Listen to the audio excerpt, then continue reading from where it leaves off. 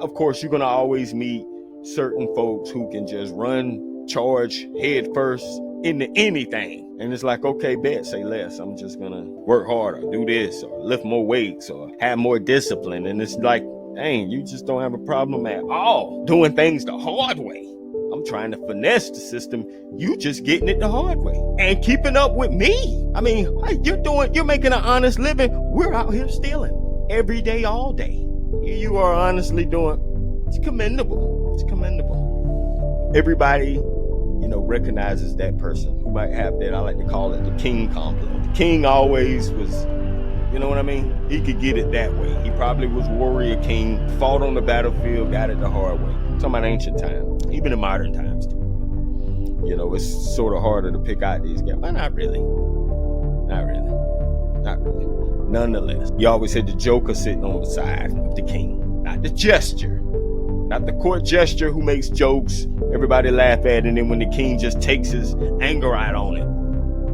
Oh, well, go grab him and kill him. Throw him in the lion's den. No, I'm talking about the Joker. The one who didn't buy into any of that. He didn't have any hang-ups. He didn't approach anything in no conservative manner because he maybe could, but he was like most humans where he didn't have the wherewithal to even fight like that. He was more Machiavellian in his approach to life than the guys who just tend to power to. This is why it was good, which is why The Prince, everybody read The Prince, I hope. If you haven't, then Jesus. But I mean, I always said being the prince is better than being the king. You know what I mean?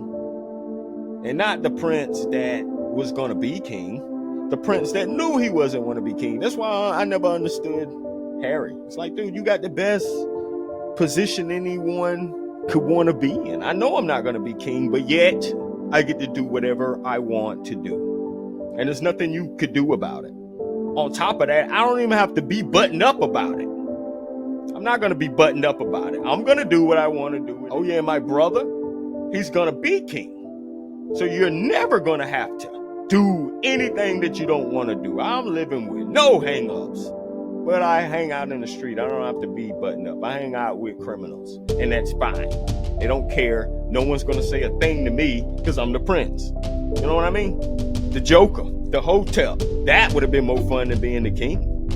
You follow the king home to his mansion, his palace. It would have been more or less like a library in there, a museum.